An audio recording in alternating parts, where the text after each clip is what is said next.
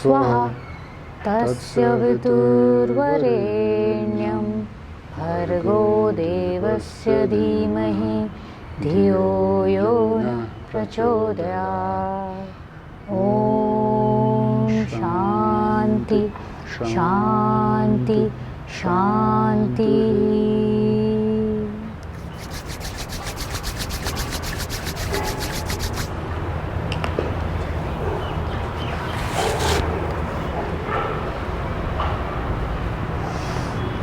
Namaste. Today is International Yoga Day. International Yoga Day is being celebrated since 2015. It was inception उसका हुआ था 2014 में by United Nations General Assembly, and आज हम 2021 में उसको celebrate कर रहे हैं worldwide, which is a very big achievement, especially for India since योग originated here. And आज हम भी उसको celebrate कर रहे हैं, talked through, and to celebrate this and to know more about yoga, I have Vimal here, who is my yoga teacher and who is also a yoga expert, training many people in various forms of yoga. So let's start this session on yoga, and let's know a little bit more about what yoga is through Vimal ji. So हम शुरू करते हैं विमल जी. First relevant question ये होगा कि योग है क्या, और उसको पहले तो बोलते क्या है, योगा बोलते हैं, योग बोलते हैं, क्या बोलते हैं? सबसे पहले अगर हम बात करें कि योग क्या है, तो योग की परिभाषाएं काफ़ी हैं. उसमें से कुछ परिभाषाएं हम ले रहे हैं. योग का मतलब होता है, योग युज धातु से बना है एक्चुअली. तो युज धातु का मतलब होता है, योग मतलब होता है जुड़ना, युज का मतलब होता है जुड़ना, जुड़ाव. हाँ. तो योग का मतलब होता है जुड़ना. किसका जुड़ना? हमारी आत्मा से अपने आप को जोड़ना, परमात्मा से जोड़ना. वो जो जुड़ाव है वही योग है.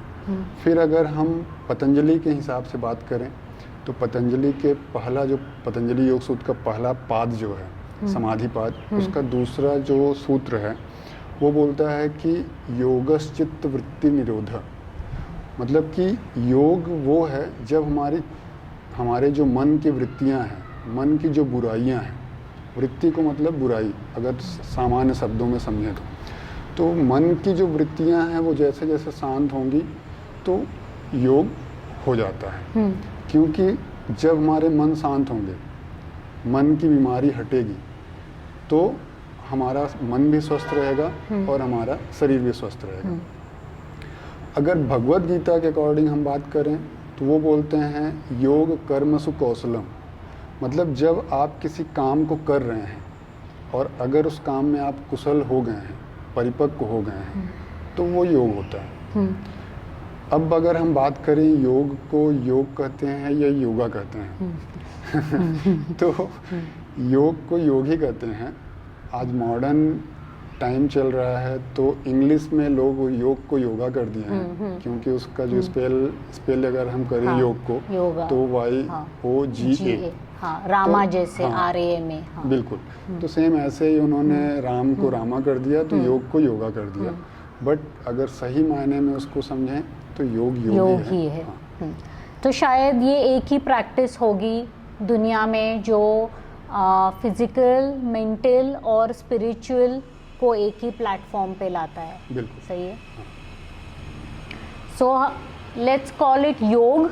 So this is a major correction for everybody who keeps saying yoga. It's not yoga. Let's first learn to say it properly. That is योग.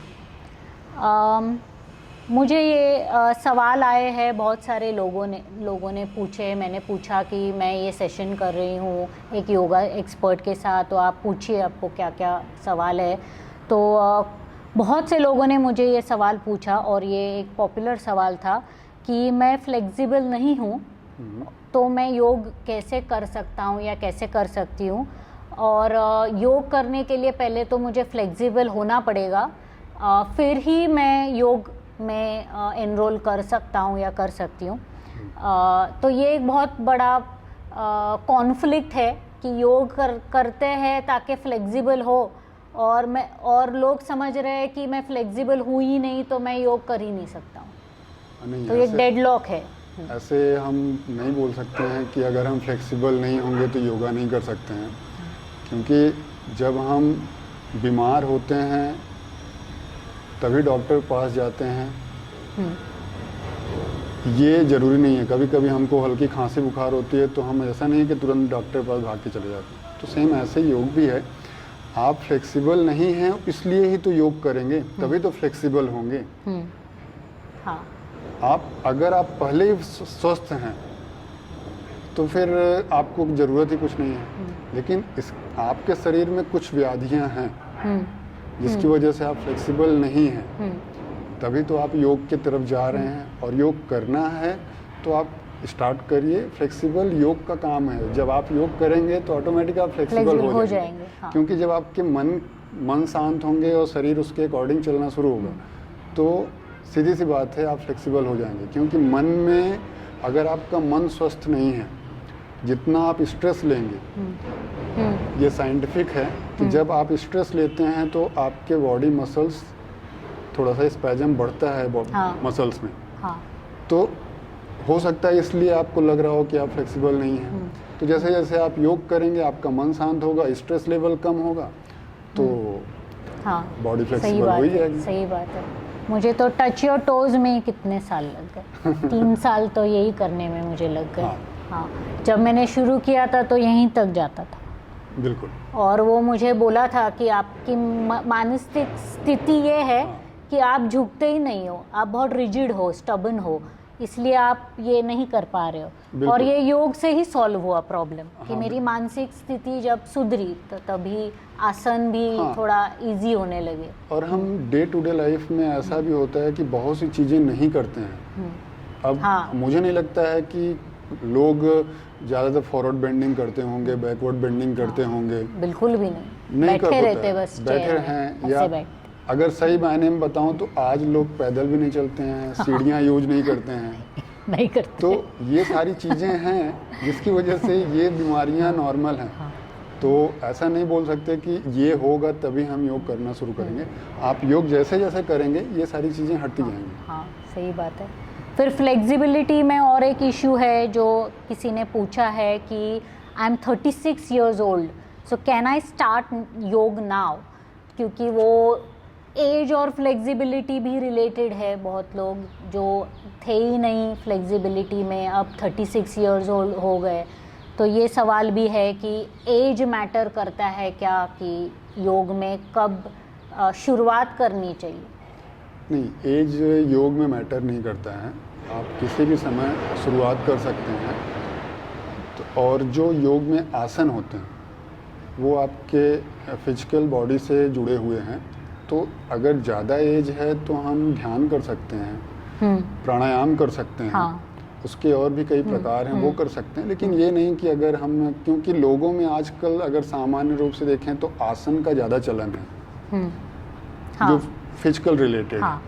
तो होता क्या है कि हम इसलिए वो सोचते हैं कि कहीं ऐसा ना हो कि हम ये आसन करें और कुछ प्रॉब्लम हो शरीर में। हाँ। तो इसलिए वो डरते हैं। ऐसा नहीं है, आप अगर योग, आप एज मैटर बिल्कुल नहीं करता है। आप किसी भी एज ग्रुप में हो और कभी भी हो आप योग स्टार्ट कर सकते हैं। किसी ने पूछा था कि कौन सा योग, क्योंकि अभी बहुत कंफ्यूजिंग हो गया है, इंफॉर्मेशन बहुत ज़्यादा है, कोई सही से बताने वाले नहीं हैं। सोशल मीडिया पे जाओ तो बहुत सारा योग का कॉन्सेप्ट्स है, हठ योगा है, अष्टांग है, विन्यासा है। तो लोगों को लगता है कि करतब करना मतलब ही योग हो गया है अभी, कि तो लोग देख के डर जाते हैं कि अरे ये देखो हठ योगा कर रहे हैं, ये कैसे तो योगा कर रहे हैं, अष्टांग योगा कर रहे हैं, कैसे फ्लेक्सिबिलिटी में जा रहे हैं। तो आप इस पे क्या बोलेंगे कि स्टार्ट करना है तो कौन सा योग होता है कि जिससे आसान हो? ट्रेडिशनल योग भी है तो क्या रेकमेंडेड है? क्योंकि लोग बहुत गलत भी कर रहे हैं। कुछ लोग जाके वो रोप से उल्टा लटक के फिर इंजरी हो रही है, फिर बोल रहे हैं कि योग है ही नहीं सही किसी के लिए, तो ये मिसकंसेप्शंस भी हो रहे हैं। तो स्टार्ट किस चीज़ से किया जाए? पहले तो मैं इस बात को क्लियर कर दूं कि योग सिर्फ आसन नहीं है, हाँ। और योग सिर्फ और सिर्फ जो हम आसन कर रहे हैं या जो एक्सरसाइज कर रहे हैं वो नहीं है। योग हमारे शरीर के साथ साथ हमारे मन को भी साफ करता है, हाँ। वो मन से भी रिलेटेड है। हाँ। तो जब योग हम कोई आसन करते हैं तो उसके साथ हमारी एकाग्रता, हमारा मन का जुड़ाव होना शरीर के साथ वो कंपलसरी है। अगर हम एकाग्र नहीं हैं और सिर्फ आसन कर रहे हैं तो फिर वो जस्ट एक्सरसाइज होगा। हाँ। तो सबसे पहले ये जान लेना ज़रूरी है कि जब हम मन और शरीर दोनों के साथ काम कर रहे हैं, आसन कर रहे हैं, तभी वो योग होगा, अदरवाइज वो एक्सरसाइज होगा। So mind body soul alignment is yoga, बहुत ज़रूरी है और वही योग है। यस। क्योंकि अगर हम किसी उसमें से किसी एक को भी हटा दिए तो जस्ट एक्सरसाइज होगा। Yes, correct, yes. किसी ने पूछा है कि do I need to lose weight before I start yoga? नहीं, ऐसा कुछ ज़रूरी नहीं है। आप योग शुरू करेंगे तो वेट लॉस शुरू हो जाएगा। हाँ, हाँ, हाँ। क्योंकि कभी कभी कुछ लोगों में ऐसा भी होता है कि जब आप स्ट्रेस ज़्यादा लेते हैं तो आपका वेट बढ़ना शुरू हो जाता है। और कुछ में आयुर्वेद भी बोलता है कि जब हमारे शरीर के जो गुण हैं वो डिसबैलेंस होते हैं तो फिर वेट बढ़ता है। तो अगर ऐसी चीज़ें हैं जैसे कफ, अगर दोष जो शरीर के में कफ बढ़ता है तो फिर वेट बढ़ना शुरू होता है। तो जब आप शरीर को एक सही रूप में आगे ले जा रहे हैं, सही रास्ते पे आगे ले जा रहे हैं, तो फिर वहाँ ये बोलना कि ये चीज़ करने के बाद ऐसा होगा, ऐसा नहीं बोल सकते। तो आप जब योग करेंगे तो वेट लॉस होगा, ऑटोमेटिक होगा, बॉडी फिट होगी। हाँ, फिट होगी। सो हम वेट लॉस पे फोकस करने के बजाय अगर फिटनेस और हेल्थ का अगर ऑब्जेक्टिव रखें तो वो सही ज़्यादा अच्छा होगा। ये सबसे ज़्यादा कंट्रोवर्शियल क्वेश्चन है जो मुझे यंगर जनरेशन से खूब आया कि योग और अलग और दूसरे जो फिटनेस के प्रकार है जैसे कि जिमिंग या जिम, तो उस पे आप बताइए कि वो योग उनसे डिफरेंट कैसे है। तो वो ये तो हम पहले ही बोल चुके हैं कि योग में आपका अलाइनमेंट है फिजिकल, मेंटल, स्पिरिचुअल, ठीक है। तो और आप बताइए कि योग और जिम में क्या फ़र्क है? देखिए, बात वही होती है कि जब हम जिम करते हैं, जिम एक फिजिकल एक्सरसाइज है जो सिर्फ और सिर्फ हमारे शरीर पे फोकस कर रहा है, काम कर रहा है। लेकिन अगर योग को देखें तो हमारे मन पे भी काम कर रहा है, हमारे माइंड पे भी काम कर रहा है। ये ज़रूरी नहीं होता है कि जब हम जिम कर रहे हैं तो हम मानसिक रूप से भी स्वस्थ हैं। यस। क्योंकि वो पता तब चलता है हमें जब हम किसी अच्छी या बुरी सिचुएशन में जाते हैं। अच्छी सिचुएशन में जाने का मतलब ये है, कभी कभी क्या होता है कि हम ज़्यादा खुश हो जाते हैं और उसमें भी हमारा हार्ट फेल हो जाता है। ठीक। और बुरी सिचुएशन, बैड सिचुएशन है तो उसमें तो कुछ भी हो सकता है। तो अगर हम मानसिक रूप से नहीं सही हैं, सिर्फ फिजिकल तरीके से हम काफ़ी अपने को मेंटेन रखते हैं, लेकिन अगर हम मानसिक रूप से नहीं सही हैं तो फिर ये बोलना कि हम स्वस्थ हैं वो सही नहीं होगा। तो जिम और योग इसीलिए अलग है क्योंकि यहाँ पे हम शरीर के साथ साथ अपने मन को, अपने माइंड को भी इतना मजबूत बना रहे हैं कि हम आगे बढ़ सकें उन दोनों के साथ में। किसी भी सिचुएशन में, किसी परिस्थिति में हमारे अंदर कुछ डिसबैलेंस ना हो। लेकिन जिम में सिर्फ हमारे शरीर को हम मेंटेन कर रहे हैं और बाकी चीज़ें वैसी की वैसी हैं। इसलिए जिम और योग को अलग ही रखें तो अच्छा है। आपने तो बहुत प्रेम से और डिसेंटली समझाया अभी, लेकिन मैं खुद जिम भी करती हूँ और योग भी करती हूँ और मुझे ये और मैं कंट्रोवर्सी से भी नहीं डरती हूँ, तो ये मैं स्टेटमेंट ही दूंगी कि योग और जिम में कोई तुलना नहीं है। ओके, जिम कहीं नहीं है योग के कंपैरिजन में। तो मुझे लगता है कि इनका तो कंपैरिजन भी नहीं होना चाहिए कि योग और जिम का। तो योग एक ओशन है, ओशन, एंड मुझे लगता है कि जिम को कहीं है ही नहीं उसके बराबरी में। बिल्कुल। नेक्स्ट क्वेश्चन है कि कितने बार योग करना चाहिए एक हफ्ते में, और समय क्या होता है बेस्ट समय? अब ये जिम वालों का ही क्योंकि उनका होता है कि 3 बार जिम करेंगे हफ्ते में, 3 बार तो अपर बॉडी लोअर बॉडी वैसे। जिनको शॉर्टकट में बहुत ज़्यादा पाना होता है हो सकता है वो ऐसा बोल सकते हैं, लेकिन योग कितनी बार करना है? अगर आपको कोई अच्छी चीज़ मिल रही है, फायदेमंद चीज़ है, तो सीधी सी बात है हमें वो डेली चाहिए होती है। तो योग से अगर आपको मेंटल हेल्थ आपका अच्छा हो रहा है, आपके शरीर अच्छी हो रही है, तो अगर आप डेली करते हैं तो बेटर है। एटलीस्ट आप हाफ एन आवर निकालिए दिन में, 24 घंटे में, कि आप योग, मेडिटेशन, प्राणायाम, कुछ ऐसा उससे जुड़ी कोई चीज़ कुछ तो कीजिए। लेकिन ये ऐसा चीज़ है कि ये एडिक्शन है, और योग करने के बाद जो हैप्पीनेस मिलता है या जो सेटिस्फैक्शन और पीस मिलता है, तो वही एक एडिक्टिव चीज़ है। वो एक बार वो उसका एहसास हो गया तो ऐसा लगता है ये रोज़ करेंगे, अभी ये रोज़ मुझे महसूस होना चाहिए। बिल्कुल, ये बोल सकते। योग और मेडिटेशन सेम है या नहीं? ये भी एक कंट्रोवर्सी है कि मेडिटेशन योग नहीं है, योग मेडिटेशन नहीं है, ये सेम है नहीं है? ऐसा नहीं बोल सकते हैं। योग के जो 8 प्रकार हैं, उसके लिम्स हैं, यम, नियम, आसन, प्राणायाम, प्रत्याहार, धारणा, ध्यान, समाधि। तो ये जो 8 लिम्स हैं उसमें मेडिटेशन तो आ ही जाता है, ध्यान।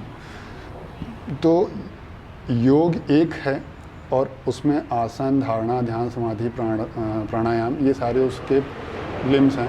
तो वो बोल सकते हैं कि वो योग का ही है, योग से अलग नहीं है पतंजलि के अकॉर्डिंग। कुछ लोग नहीं मानते हैं, लेकिन पतंजलि क्या है कि पतंजलि को इसलिए हम बेटर मानते हैं और लोगों की अपेक्षा, क्योंकि कुछ लोगों ने 5 लिम्स ही दिए, उन्होंने यम नियम नहीं माने, ध्यान धारणा नहीं मानी, या धारणा मानी तो ध्यान नहीं माना। तो पतंजलि ने क्या किया कि उन्होंने 8 लिम्स बनाए, क्योंकि क्या है कि जब आदमी का बेस मजबूत होगा तो उस पर आप मकान अच्छा बना सकते हैं। अगर आपका बेस मजबूत नहीं है तो फिर मकान के गिरने का डर रहेगा। तो पतंजलि के जो अष्टांग योग उन्होंने दिया है वो बेसिक से है, मतलब वो एक आम इंसान से लेके आम इंसान कैसे समाधि तक जा सकता है, उन्होंने इस बात पे फोकस किया है। तो बोल सकते हैं कि ध्यान, मेडिटेशन उसका पार्ट है योग का। और जिनको नहीं पता है, Patanjali was probably the world's first psychiatrist. बिल्कुल, he was not a yoga expert, he was a psychiatrist. वो योग एक्सपर्ट भी थे, लेकिन साइकेट्री में वो भी थे। और उन्होंने कुछ व्याकरण पे भी बातें लिखी हैं। लोगों के आपसी मतभेद हैं कि वो एक ही थे या अलग अलग थे। तो ऐसा नहीं है कि पतंजलि ने सिर्फ एक ही चीज़ किया है। तो वो भी मतभेद चल रहा है उस पर किसी के पास, क्योंकि पतंजलि का कोई रिटन स्क्रिप्ट उनके लाइफ के बारे में नहीं है। ओके। कुछ लोग तो ये भी बोलते हैं कि वो एक संप्रदाय था पतंजलि, मतलब उसमें जो ग्रुप थे उसमें सबको पतंजलि ही बोला जाता था। कुछ लोगों के ऐसे भी मत हैं, कम्युनिटी थी। तो उसमें किसी को ये नहीं, जैसे अभी शंकराचार्य हैं, तो शंकराचार्य एक आदमी नहीं है, काफी शंकराचार्य हैं अलग अलग मठ में। ठीक, तो ऐसे ही पतंजलि को भी यही माना जाता है कहीं कहीं कि पतंजलि एक नहीं थे, काफ़ी लोग थे। लेकिन कुछ लोग ये भी मानते हैं, कुछ लोग एक ही मानते हैं कि नहीं वो सारे लोग जो थे वो एक ही पतंजलि थे। तो ऐसी चीज़ें हैं, वो मतभेद बना हुआ है, वो विवादास्पद है। ये एक बहुत अजीब सा क्वेश्चन था, ये शायद किसी सीईओ या किसी वाइस प्रेसिडेंट या किसी मैनेजर ने पूछा होगा। तो सवाल ये है कि मेडिटेशन से मैं करियर में जो अचीव करना चाहता हूँ या चाहती हूँ वो मैं कर सकती हूँ क्या, और मेरे जो एम्बिशंस है वो मैं पा सकती हूँ क्या मेडिटेशन के माध्यम से? शायद ये मेरा भी हो सकता है सवाल। देखिए, योग में एम्बिशंस अगर है तो सिर्फ समाधि का है। समाधि का मतलब ये नहीं लाइफ को ख़त्म करना। हाँ। समाधि मतलब कि हम अपने बारे में जानना। तो एम्बिशंस क्या है, वो किस वे में उनका क्वेश्चन है, ये तो अगर वो सिर्फ योग या धार्मिक तरीके से जा रहे हैं जो सिर्फ अपने लिए नहीं है, सभी लोगों के लिए है फायदे में, तो ये बोल सकते हैं कि योग उसमें लाभदायक है। लेकिन ये बोलूं कि अगर योग से वो सांसारिक चीज़ों को पाना चाहते हैं, सांसारिक चीज़ें मतलब सिर्फ पैसा पाना चाहते हैं, गाड़ी पाना चाहते हैं, घर मटीरियलिस्टिक, पाना चाहते हैं, अगर ये सारी चीज़ें पाना चाहते हैं तो फिर योग उन चीज़ों से हमको हटाने की कोशिश करता है। क्योंकि अगर हम उनसी चीज़ों से जुड़े रहेंगे तो हमारा मन कभी शांत नहीं हो सकता है। तो डिस्ट्रैक्शंस है ये। तो वो इसलिए अब ये क्वेश्चन उनका किस परिप्रेक्ष्य में है? शायद नॉलेज पाना चाहते हो। तो अगर नॉलेज के परिप्रेक्ष्य में है तो वो ज्ञान, वो फिर ज्ञान योग हो जाता है। तो अगर आप उसके लिए, तो फिर वो योग की श्रेणी में ही आएगा। अगर आप भक्ति अगर है तो फिर भक्ति योग में आ जाएगा। क्योंकि योग सिर्फ और सिर्फ यही नहीं है कि समाधि पाना। सबका लक्ष्य समाधि है, सबका लक्ष्य समाधि है, लेकिन वो उसमें क्या है, एम, लास्ट एम, वो देखना है। अब जैसे लोगों को मीरा भी थी, वो तो भक्ति योग वो भक्ति योग में थी। तो उनका ये नहीं था कि वो एक जगह बैठ के सिर्फ समाधि में ही बैठे थे, सिर्फ अपने आप को ही देख रहे थे। उनका एम था भगवान से एक रूप हो जाना। तभी उन्होंने विष पी लिया और उनको कुछ नहीं हुआ। क्योंकि वो भगवान से पूरी वो एक हो गए थे, एक ही थी, अलाइन हो गए। तो इसलिए बोल सकते हैं कि भक्ति योग यही होता है। तो अगर वो ज्ञान के लिए अगर बोलते हैं या भक्ति के लिए बोलते हैं तो वो भक्ति योग और ज्ञान योग में होगा। तो बिल्कुल वो योग शायद ये भी हो सकता है कि मीरा जी के जो काव्य है वो भी उस लेवल के थे कि वो आप बहुत फोकस्ड और स्थिर, अगर आपका मन है तो ही आप इस लेवल का लिख पाओगे शायद। तो शायद अगर वो है एम्बिशन कि उस लेवल का नॉलेज और उस लेवल का फोकस चाहिए, तो शायद योग हेल्प कर सकता है उसमें। फिर सेम थिंग मुझे पूछा गया है कि सूर्य नमस्कार के बारे में, जैसे मेडिटेशन के बारे में, ध्यान के बारे में पूछा गया है कि सूर्य नमस्कार योग है या ये और एक है। बहुत लोग मैंने झगड़ते हुए देखे हैं कि सूर्य नमस्कार योग है ही नहीं, वो कुछ और ही है। तो है या नहीं है? देखिए, ये भी थोड़ा सा विवादास्पद वो क्वेश्चन है और इस पे विवाद है। क्योंकि सूर्य नमस्कार का ट्रेडिशन में अगर हम देखें तो कहीं मिलता नहीं है। तो जब ट्रेडिशन में नहीं है तो उसको ट्रेडिशनल बोल नहीं सकते हैं। तो इस तरीके से ये पता चलता है कि वो योग का अंग नहीं है। लेकिन कुछ लोग अभी भी मानते हैं, कुछ लोग नहीं मानते हैं। अगर मैं बेसिक ये बताना चाहूँ कि मैं जहाँ से पास आउट हुआ, जहाँ से मैंने योग की शिक्षा ली, हमारे केवल धाम यूनिवर्सिटी से, तो वहाँ पे इसको योग का अंग नहीं मानते हैं, बेसिक अगर देखा जाए तो। लेकिन कुछ लोग मानते भी हैं। और करने का अगर बोला जाए कि जब अंग नहीं है तो कर क्यों रहे हैं, तो इसके लिए अगर हम बोलें तो सूर्य जो है वो ऊर्जा का द्योतक है। अगर सूर्य आज नहीं उगता है तो कहीं न कहीं आलस बनी होती है। तो हम जब सूर्य नमस्कार करते हैं सुबह में, सूर्योदय के टाइम में, तो कहीं न कहीं जो ऊर्जा हमको सूर्य से हमारे शरीर को मिलती है, हमें मिलती है, उसको संचय करने का वो बहुत अच्छा तरीका है। इसलिए सूर्य नमस्कार करना चाहिए। लेकिन अगर ये बोला जाए कि योग का अंग है या नहीं है, योग है या नहीं, तो ये थोड़ा सा विवादास्पद है। इस पर विवाद चल रहा है। कुछ लोग मानते हैं, कुछ लोग नहीं मानते। हम एक साइकिल करें क्या? सूर्य नमस्कार? हाँ, हाँ श्योर, हाँ, चलेगा।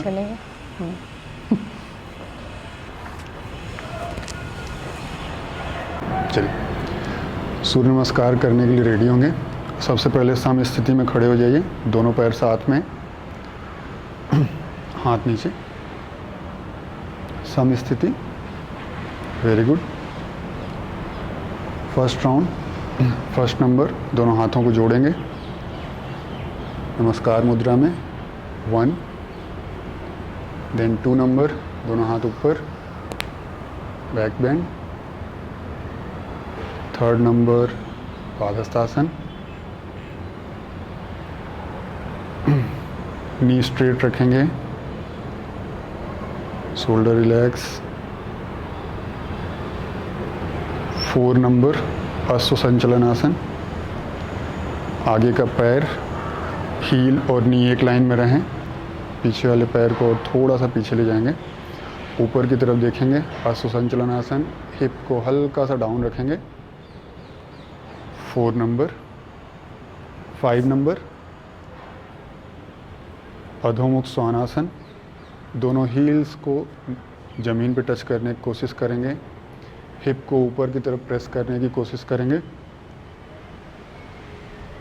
5 नंबर, 6 नंबर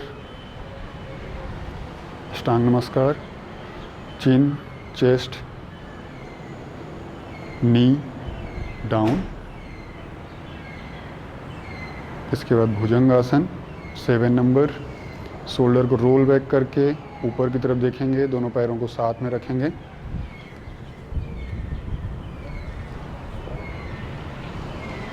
8 नंबर, फिर से आएंगे अधोमुख स्वानासन में, हील्स डाउन, नेक को ज़्यादा प्रेशराइज नहीं करेंगे, हिप को ऊपर की तरफ प्रेस करके रखेंगे, शोल्डर डाउन, 9 नंबर अश्व संचलन आसन, आपकी नी और हील्स एक लाइन में, ऊपर की तरफ देखेंगे, 10 नंबर पादहस्तासन, नी स्ट्रेट रखेंगे, 11 नंबर एंड 12 नमस्कार मुद्रा। बस।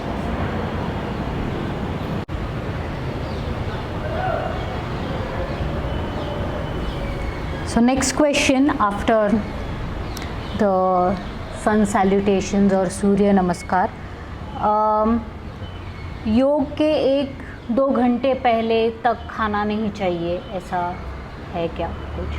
हाँ बिल्कुल, अगर आप खाली पेट योग करते हैं तो ज़्यादा इफ़ेक्टिव होगा वो, क्योंकि खाना खाने के बाद अगर साइंटिफिक तरीके से भी देखा जाए तो साइंस भी बोलता है खाना खाने के बाद आप एक्सरसाइज न करें।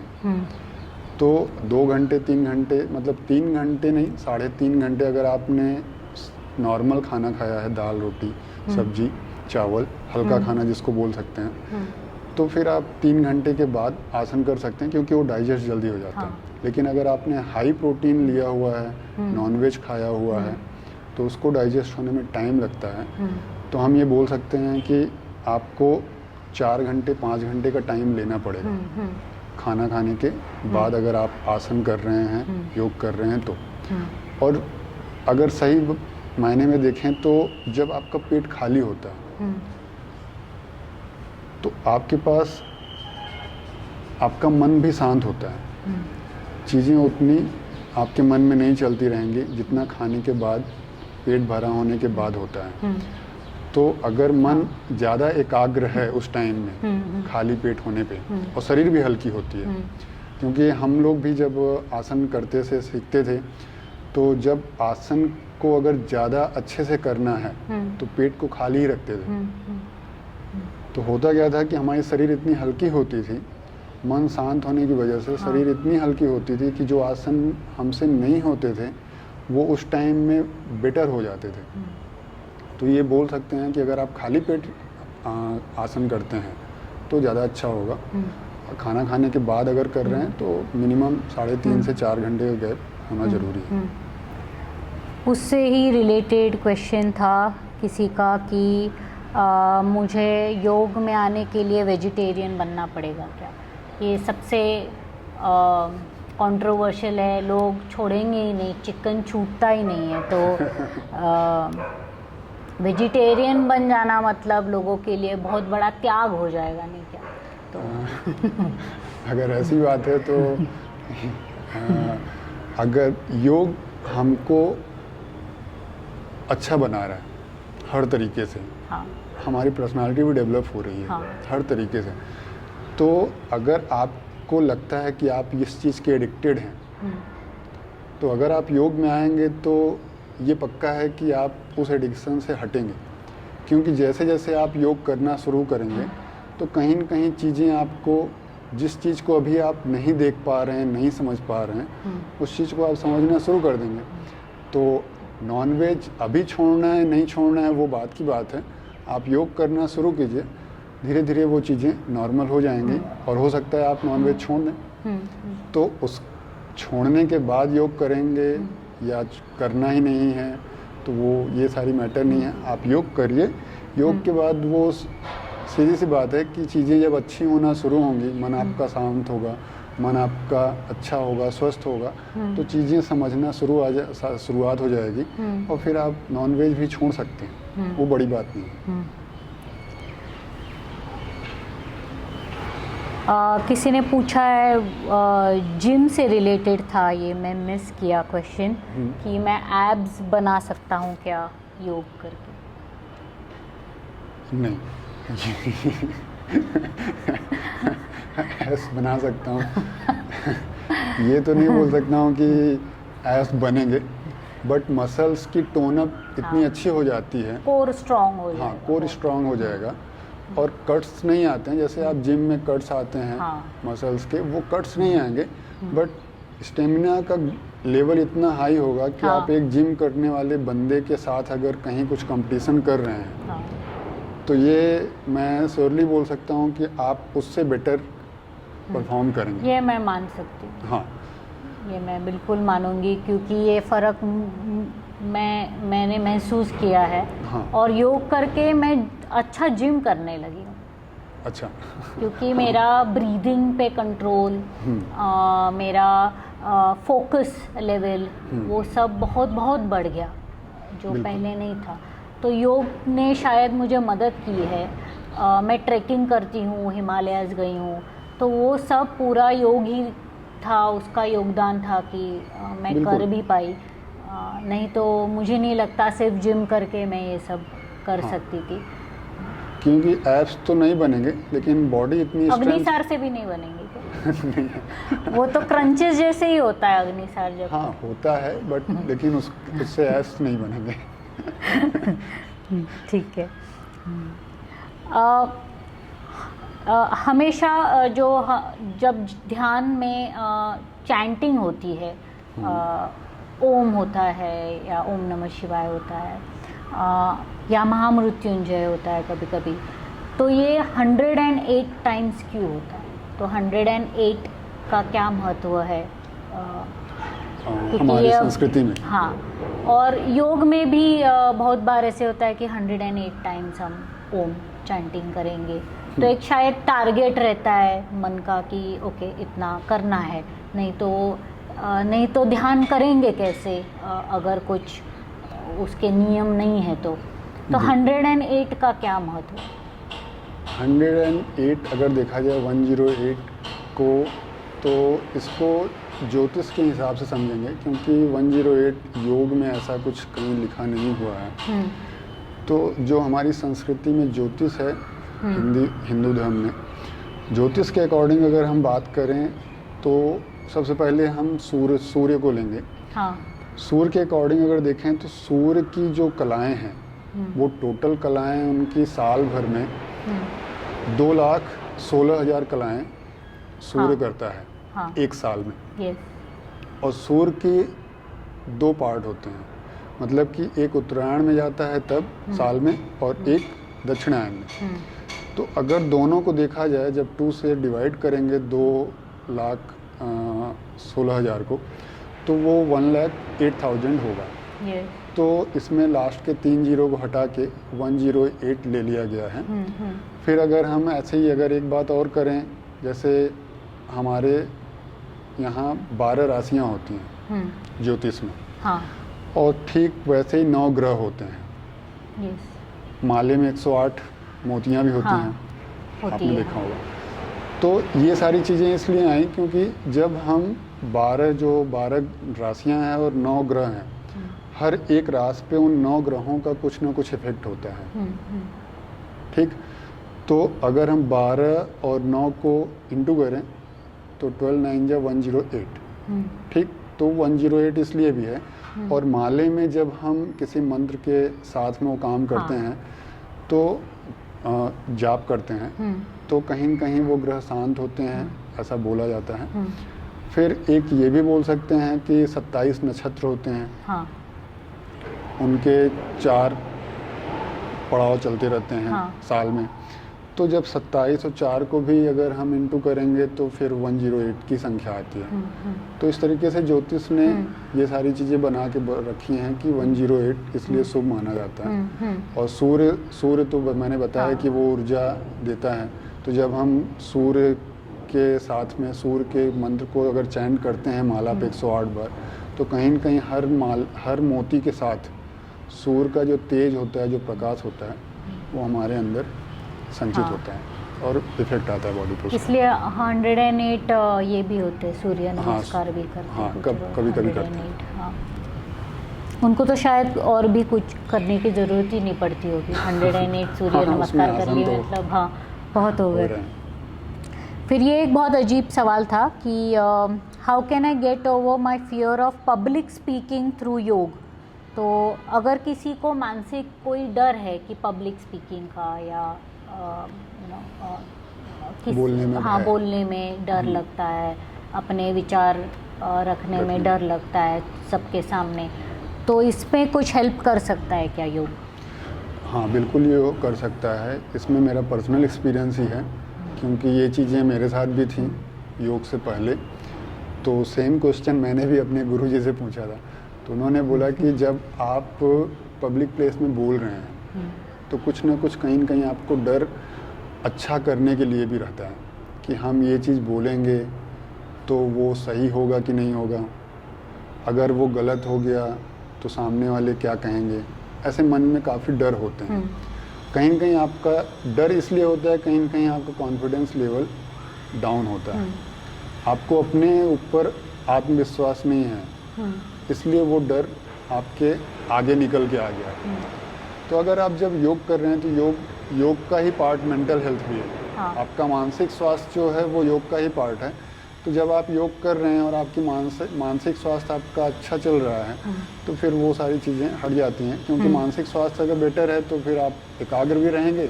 हाँ। और आपका सेल्फ कॉन्फिडेंस भी लेवल अच्छा रहेगा। तो बिल्कुल ऐसा होगा। एक सवाल है कि बहुत लोग सोचते हैं कि योग तो बड़ा आसान होगा, तो मैं इंटरनेट पे यूट्यूब पे वीडियो देख के मैं कर लूँगा आसन, या इवन मेडिटेशन के जो टेक्निक्स है जो वो सिखा रहे वो मैं कर लूँगा या कर लूँगी। ये सही है क्या कि ये सब आपके पास कोई मेंटोर नहीं है, आप खुद से सेल्फ कर रहे हो खुद से, तो ये सही है या कोई मेंटोर रहना चाहिए एटलीस्ट स्टार्ट में? बिल्कुल, अगर इसके लिए बोलें तो योग प्रशिक्षक का वहाँ पे मैं मौजूद होना वो ज़्यादा ज़रूरी है, क्योंकि जब आप कोई आसन ऑनलाइन सीख रहे हैं तो जो योग प्रशिक्षक आपको बता रहा है उससे आप डायरेक्टली इंटरेक्ट नहीं हो रहे हैं। वो आसन जो बता रहा है, हो सकता है वो आपको कुछ फिजिकल इशूज हों, हाई बीपी हो सकता है, डायबिटीज हो सकता है, लेकिन ये ज़रूरी नहीं है कि जो आपको है वही बगल में जो दूसरे घर में सीख रहे हैं उनको भी हो। और योग ये बोलता है कि हर आदमी का बॉडी टेम्परामेंट अलग होता है। हाँ, हर आदमी की शारीरिक बनावट हर चीज़ बिल्कुल अलग है। तो किसी को कोई आसन सही है, लेकिन हो सकता है वहीं पे किसी को वो आसन गलत भी हो सकता है। आपके पास डायबिटीज़ के साथ सपोज दैट आपको स्पॉन्डिलाइटिस भी है, जो सामने बता रहे हैं उनको तो वो चीज़ें नहीं पता है, क्योंकि आप उनसे डायरेक्टली इंटरेक्ट नहीं हो रहे हैं। वो डायबिटीज़ के लिए बता रहे हैं, उन्होंने कुछ उसमें प्रिकॉशंस बताएंगे वो, लेकिन ये ज़रूरी नहीं सारे प्रिकॉशंस बताए जाएं, क्योंकि उनको टाइम लिमिट है और उनको करना है। तो इसलिए जब भी आप ऐसा कुछ कर रहे हैं तो योग प्रशिक्षक का आपके साथ में होना बहुत ज़रूरी है। तो आप ऑनलाइन अगर ऐसी चीज़ें सीख रहे हैं तो फिर वो आपको खतरा भी हो सकता है। हाँ. So at least in the start you should have a mentor who can be with you physically and teach you the yoga and meditations. Last सवाल है, लेकिन ending is a beginning. So in the end, let's discuss what is the origination of yoga and what is Adi Yogi, who was Patanjali. Let's go back to the start in the end. तो आप बताएंगे कि योग start कैसे हुआ, originate कहाँ से होगा, आदि योगी कौन है? पहले इस क्वेश्चन में जो आदि योगी है पहले उसी को उठाते हैं। हाँ. और ये जो आदि योगी शब्द है उसमें उत्तर छिपा हुआ है। आदि मतलब प्रारंभ। तो ये बोलना कि योग कब से प्रारंभ हुआ, अगर इसको हम जनरली बोलें तो योग जो था वो हिंदू घाटी के सभ्यता में भी कहीं न कहीं खुदाई में मिला हुआ है, जिसमें इस तरीके से सुखासन में लोग बैठे हुए हमको मिले हैं। तो इसका मतलब कि सिंधु घाटी सभ्यता के टाइम में भी कहीं न कहीं योग की चीज़ें थी, योग के प्रकार कुछ न कुछ चल रहे थे, योग कर रहे थे लोग। अब आदि योगी कौन है, तो इसमें तो निर्विवाद रूप से हम बोल सकते हैं कि भगवान शिव, जहाँ से सब चीज़ उत्पन्न होता है इनके पास से, तो आदि योगी वही हैं। और योग को सबसे पहले कहाँ से आया, ये अभी अगर हम बोलें तो कुछ लोगों का मत है कि भगवान ब्रह्मा के ने योग बनाया था, कुछ लोगों, लेकिन कुछ लोग ये भी बोलते हैं कि भगवान शिव जी ने बनाया था। लेकिन काफ़ी लोगों का मत यही है कि भगवान शिव से ही योग उत्पन्न हुआ है। और सबसे पहले उन्होंने माता पार्वती जी को योग के बारे में शिक्षा दीक्षा दी थी। और फिर उन्होंने सप्तऋषि उन्होंने फिर वो प्रोपोगेट किया आगे जाके। पतंजलि कौन है? पतंजलि के बारे में अगर हम बोलें तो ये भी थोड़ा विवादास्पद क्वेश्चन है, क्योंकि पतंजलि के बारे में कुछ भी रिटन स्क्रिप्ट अपने पास उपलब्ध नहीं है। तो कुछ लोग बोलते हैं, क्योंकि पतंजलि के नाम पे आपको पाणिनि पे जो व्याकरण जिन्होंने लिखा था उनके ऊपर भी उनका भाष्य मिलता है, कुछ रिटर्न मिलते हैं। उन्होंने उस टाइम में आयुर्वेद से रिलेटेड भी कुछ चीज़ें लिखी थी, चरक संहिता के ऊपर भी भाष्य उन्होंने लिखा था, और योग पे लिखा ही है, पतंजलि योग सूत्र चल ही रहा है, वही सबसे ज़्यादा वही प्रचलित है अभी आज के टाइम में, मॉडर्न अगर टाइम में बोलें तो कुछ लोगों का मत ये है कि वो सारे पतंजलि एक ही थे, लेकिन कुछ लोगों का मत है कि वो अलग अलग थे। कुछ लोग ये भी मानते हैं कि पतंजलि का जो टाइम था वो 200 ईसा पूर्व था, 400 ईसा पूर्व था, कुछ लोग 700 बोलते हैं। तो सबके अपने अलग अलग मत हैं। तो ये सारी चीज़ें अभी थोड़ा सा जो है विवादास्पद हैं, और उनकी पर्सनल लाइफ के बारे में, वो कब पैदा हुए, उनके माता पिता कौन थे, उसके बारे में ज़्यादा कुछ पता नहीं है। तो पतंजलि, कुछ लोगों का ये भी मत है कि पतंजलि एक समुदाय टाइप का था, जिसमें सबको पतंजलि ही बुलाते थे ग्रुप में। जैसे अभी हमारे आज शंकराचार्य हैं, तो शंकराचार्य एक तो है नहीं। तो ऐसे ही कुछ लोगों का ये भी मत है कि ऐसे ही जो है पतंजलि भी एक ग्रुप था, जिसमें कि लोग सबको पतंजलि ही बुलाते थे, उसमें सब लोग अपना अपना काम करते हैं। लेकिन इस मत को ज़्यादा लोग मानते नहीं हैं। और लेकिन ये मत ज़्यादा अभी प्रचलित में है कि जो चीज़ें जो पतंजलि थे उन्होंने ही भाष्य भी लिखा था व्याकरण पे ही, उन्होंने आयुर्वेद पे भी लिखा था और उन्होंने योग पे भी लिखा, ऐसा है। Okay, in the end let's do a meditation, meditation करेंगे करते हैं। कोई भी।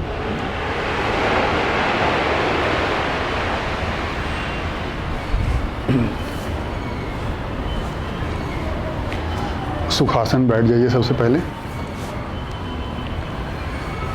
मेडिटेशन से पहले हम अपने शरीर को उस काबिल बनाएंगे। उसके लिए पहले अनुलोम विलोम करेंगे 10 round. Left inhale, right exhale, right inhale, left exhale.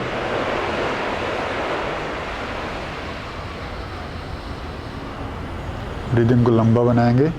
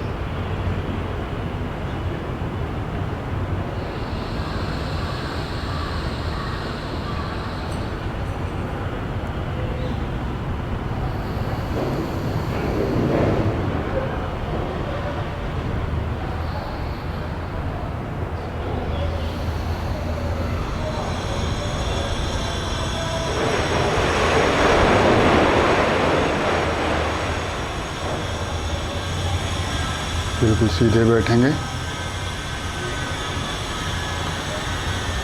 मन में किसी एक भगवान की मूर्ति, किसी टेम्पल की जो पहली आकृति बनेगी उसी पे फोकस करिए। बिल्कुल शांत रहेंगे। उन्होंने क्या, किसकी मंदिर है, उनके अंदर कौन से देवी देवता हैं, और फिर उनकी मूर्ति पे ही पूरा फोकस।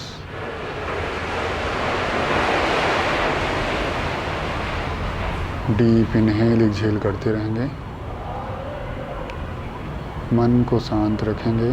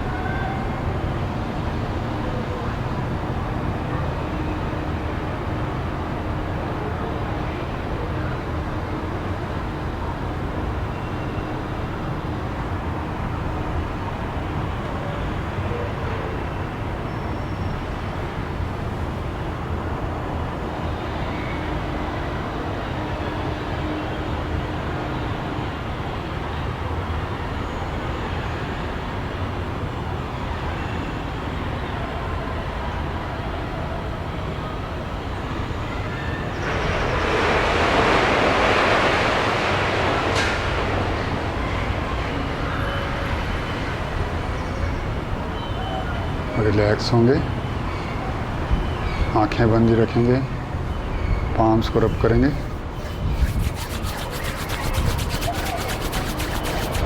थैंक यू विमल जी, आज आप आए इंटरनेशनल योगा डे पे, and I hope this can inspire everyone to start not today but now with yoga. Thank you so much. Thank you ma'am.